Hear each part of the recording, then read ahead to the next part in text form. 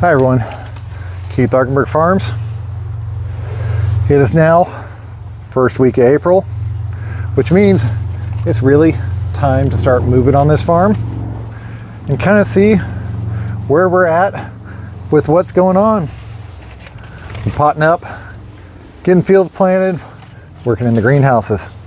So let me show you what I'm doing, talk about how we're planning this out, and how we're making everything work just awesome and streamlined this season. So let me show you.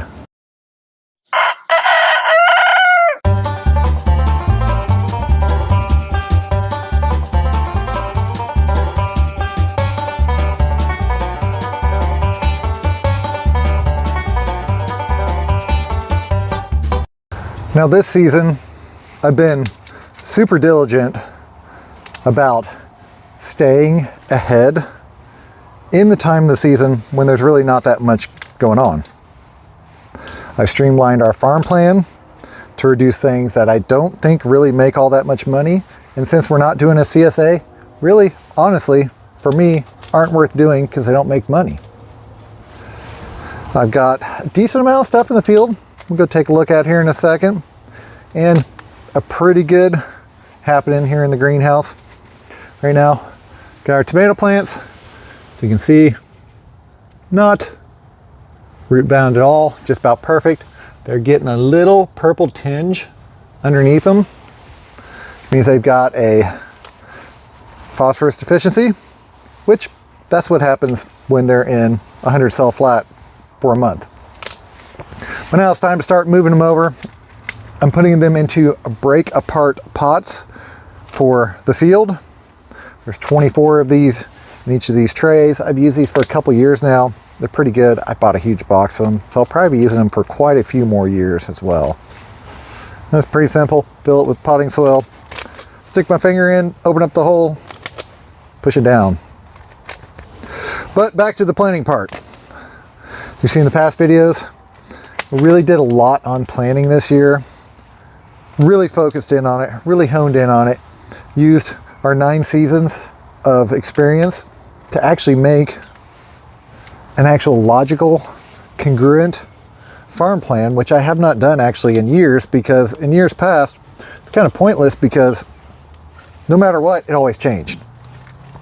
With the adoption of the whiteboard and being able to draw things in and kind of lay out where everything's going to go and then kind of shuffle things has made my life so much easier.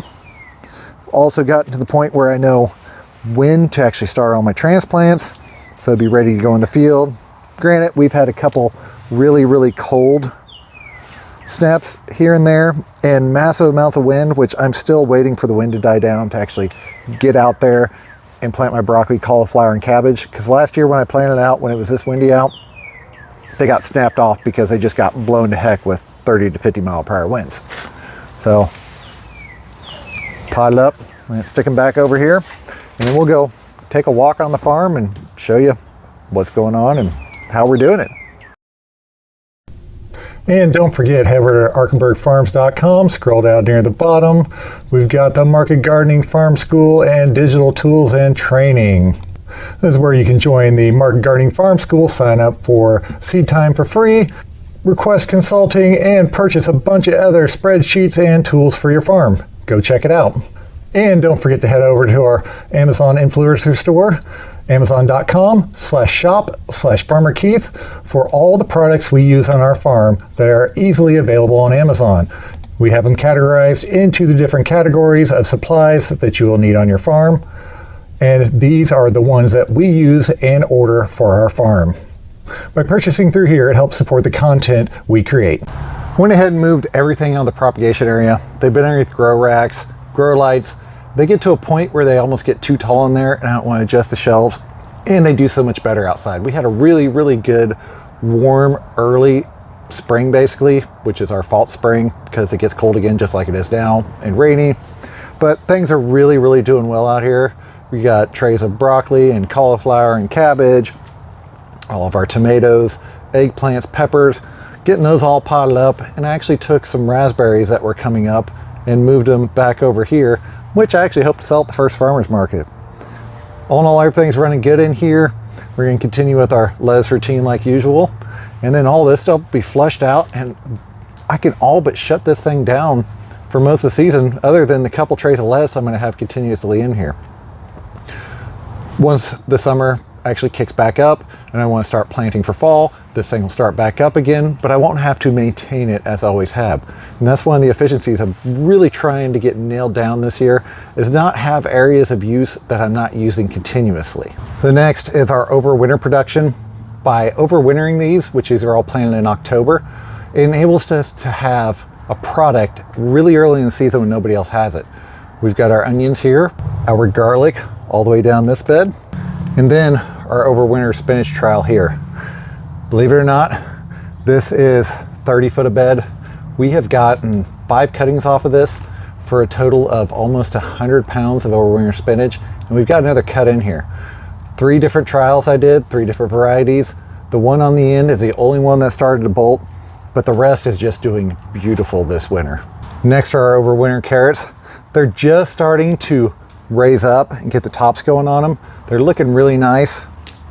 Hey, and I found a rock. I don't know about you, but on my farm, these are the rocks I find and actually save them. I have like maybe a pint's worth of these that I've actually picked up off the farm. It's just something in this region. And then our overwinter beets. These are just starting to size up.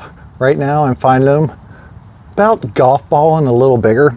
So our first farmers market is next weekend. I should be able to start pulling these things and start getting them out there this early, which is great. But the one thing you have to be really careful with overwinter beets is they like to bolt really quick when the temperature comes up. I'm hoping it shouldn't be so bad because I'm in the larger high tunnel and I've got that side opener set at 50. So I'm keeping these cooler than regular over those caterpillar tunnels because I don't really regulate those as much. So we'll see how that goes, and this might actually be a game plan every year, is to put a row of these in here instead of the other ones. But we'll find out. I mean, seasons change every year. Our overwinter lettuce is on the last leg, and that is about right where it should be because the stuff that we planted in mid-November, which are these outside rows, have really started to fill in, and this will be the first cuts I get. This is actually my first planting of this season, and they're actually just a little bit behind. They should be about twice that size right now. Right now we're looking at about baseball size. It should be more like softball, to where I could take a cut for next week's farmer's market, but usually I don't cut it until the week after. But as the temperatures warm up, this stuff will really start going. Now my early greens tunnel is actually doing really well. First planting of arugula, I had to cut it. It's just getting a little bit too big, a little bit too much flea beetle pressure, so I kind of just cut it to take the flea beetles out because they would have been on the leaves. We got direct seed lettuce behind there, and then we got some radishes down there, which are just about perfect for sizing up and getting ready to plant out. We're continuing our successions down this side of the tunnel, so you can see, and you can see these down here. Planting on a couple big plantings of daikon because I do have a wholesale customer for those, and they're quick, they're easy to grow, I don't have to do much, and we can actually make money off them because they're all going to get sold as soon as I harvest them. Now to the field blocks. 3 beds of potatoes, they're in. We finally got some rain. They should just be starting to push up here in about a week. We plan them a little bit later because we're gonna have freezing temperatures again on Sunday, Monday, and Tuesday. So if they come up too early, like everybody around here thinks to plant them on March 16th, then they pop up and then they get frozen off and they just lose a valuable energy to grow through the season. Got a little bit of overwinter spinach out here in the field. It's not doing too hot, and pretty much henbit has taken it over from there down the bed. Got to get rid of that, get it worked in. And then we've got peas planted here. Planted them, it was dry for, I don't know, 2 weeks. So, nope, there's one right there. Finally got enough moisture in the ground that we got one popping. So these will be up here before long. We got our snap peas, and then we got our actual pod peas down there. Rest of the bed, nothing going on. I do this year plan on cover cropping all of this, and then as I go, working the cover crop in 2 to 3 weeks ahead of time, because I'm going to do cowpeas out here, get more life back in the soil out here. I've been working so hard for so many years to actually knock the grass pressure out of here. I've overworked the soil just a little bit, and I want to really loosen it back up. This stuff out here, when it gets hard, goes to concrete. Always has, always will. But I'm starting to get it rebuilt now, which is great. And this was a story here about 2 weeks ago. Those 60 to 80 mile per hour winds that came through took the top off this greenhouse. So you remember I built this kind of in a hurry, not exactly correctly. It is Farmer's Friend Caterpillar tunnel arches, but I only put a solid spine this far down and used rope and bracing. Worked pretty good. The problem was that my rope snapped because I bought cheaper rope just because I wanted to get it up. When that happened, it popped up in the middle, tore off from the end and tore all the way down. That's actually what moved this bow over. I came home, had to park the farm car behind it just to hold it down because it was getting close to attacking my other greenhouses and possibly taking them out. Got plastic mulch down everywhere, these first 3 beds, broccoli, cauliflower, cabbage, and then I have my onions. The onions are working really, really nicely this year. Got those in about 2 weeks ago, had a nice little warm spell. Got multiple different varieties out here, mainly sweet, working our way across, and then we get into more storage. If you're curious why I have open beds in the middle, because I forgot to put fertilizer down. I was in a hurry. Usually I run the drop spreader up and down the bed and then lay down the plastic. This year I forgot on this one and that went there. So instead of trying to drop fertilizer in every single one of these holes to plant onions 6 inches down the bed in 3 rows, I'm going to plant something else here. It'll probably be either cantaloupe or zucchini or something of that nature, where there'll be a lot less holes. So I only got to drop it down every 18 inches instead of every 6 inches, and it'll be 2 rows instead of 3 rows. That is my solution. I don't want to take it up. I know there's fertility down there, but I also know I need to add fertility. Final part, bunching onions.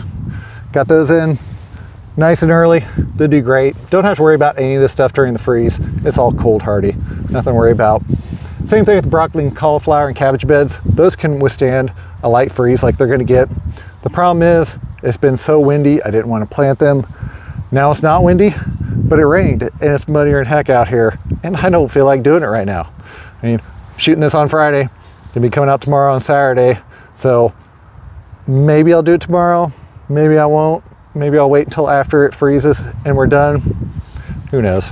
I got time, not that worried about it, not trying to push that hard this year, get myself stressed out, overwork myself and burn myself out by July. I'm trying to take it easy, have a nice clean farm, run all the fields myself and stay busy doing other stuff. So that's what we got. As always, keep farming and I hope you all like what you saw today. If you did, don't forget to like and subscribe. Thank y'all. Have a good day.